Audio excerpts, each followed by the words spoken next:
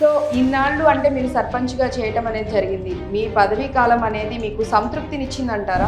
4 సంవత్సరాల 10 నెలలు అపోజిట్లో ఉన్నాం. ఓకే.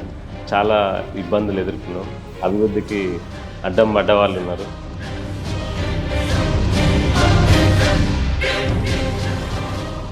అట్లీస్ట్ అరే నా ఊరికి నేను ఇది చేయలేకపోతున్నా అనే ఫీలింగ్ నుండి బయటపడ్డాము. ఇప్పుడు మీరు ఏవైతే అభివృద్ధి చేశామో, రోడ్లు కానివ్వండి, లేకపోతే ఊరికి సంబంధించి అభివృద్ధి పనులు కానివ్వండి చేశామని చెప్తున్నారో, సో అవన్నీ విజువల్స్ అనేవి మేము ఖచ్చితంగా జనాలకైతే చూపిస్తాం. మరి దానికి మీరు రెడీనా? దానికి 100% రెడీ.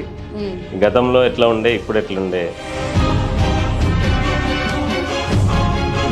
ఊరికి దూరంగా ఉన్న నన్ను ఊరి ప్రజలు కోరుకొని ఊరికి తెచ్చుకున్నారు. తెచ్చుకొని సర్పంచ్గా అత్యధిక మెజార్టీతో రికార్డ్ స్థాయిలు, అంటే ఇప్పటివరకు మా దగ్గర జరగని ఎలక్షన్ అంత మెజార్టీ ఎప్పుడు రాలేదు. సో మీ సర్పంచ్గా మీ పదవీ కాలం అయితే ముగియటం జరిగింది. సో మరి తదుపరి కార్యాచరణ ఏంటి, నెక్స్ట్ స్టెప్ ఏంటి ప్రభాకర్ గారు?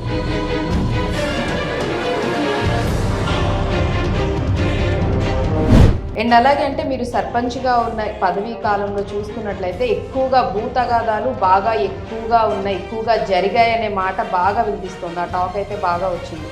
దానికి మీరు ఏం చెప్తారు సమాధానం? నేను సర్పంచ్ కాకముందు మా ఊర్లో ఒక 20-30 లక్షలకు ఎకరం ఉండే, ఇప్పుడు ₹1 కోటి అయింది.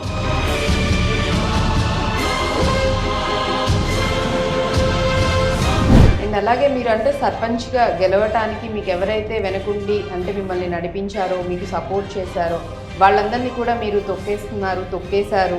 రాజకీయ నాయకులలో 2 రకాలు ఉంటారు.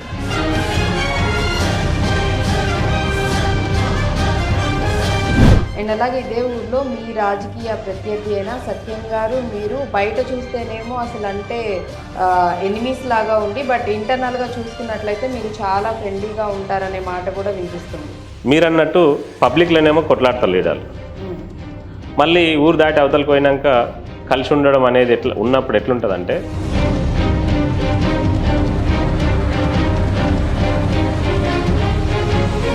రాజకీయాలన్నీ ఎక్కువగా ఉన్నాయి. అండ్ మీ పార్టీలో వచ్చేసి చీలికలు కూడా చాలా ఎక్కువగా ఉన్నాయనే మాట కూడా వినిపిస్తుంది.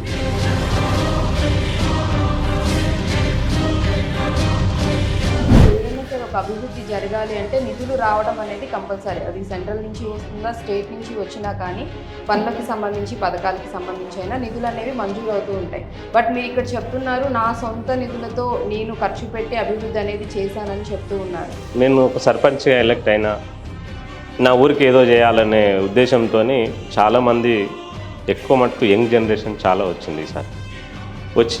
వచ్చిన మూమెంట్లో నేను అది చేయాలా ఇది చేయాలని ఏదో విజన్తో వచ్చిన వాళ్ళు ఉంటారు. చాలామంది చేసిన దానికి బిల్లులు రాక, సరిగా ఫండ్స్ కేటాయించక, నానా రకాల ఇబ్బందులు పడి తట్టుకున్న వాళ్ళు నిలబడ్డారు. తట్టుకున్న వాళ్ళు విధిలేని పరిస్థితులలో ప్రాణత్యాగం చేసిన వాళ్ళు ఉన్నారు ఊరి కోసం. ప్రత్యేకంగా మాలాంటి కాంగ్రెస్ సర్పంచ్లు అపోజిట్లో ఉన్న వాళ్ళు ఇంకా ఎక్కువ ఫేస్ చేశారు. అందులో నేనొకరిని. నన్ను కూడా నానా రకాలుగా ఇబ్బందులు పడ్డా, చేసిన పనులకు బిల్లులు ఇవ్వకుండా నా సొంతం నిధులు పెట్టి ఖర్చు పెట్టి డెవలప్మెంట్ చేసి. లేటెస్ట్ అప్డేట్స్ వీడియోస్ కోసం మా ఛానల్ని సబ్స్క్రైబ్ చేసుకోండి. నోటిఫికేషన్ కోసం బెల్ ఐకాన్ను ప్రెస్ చేయండి.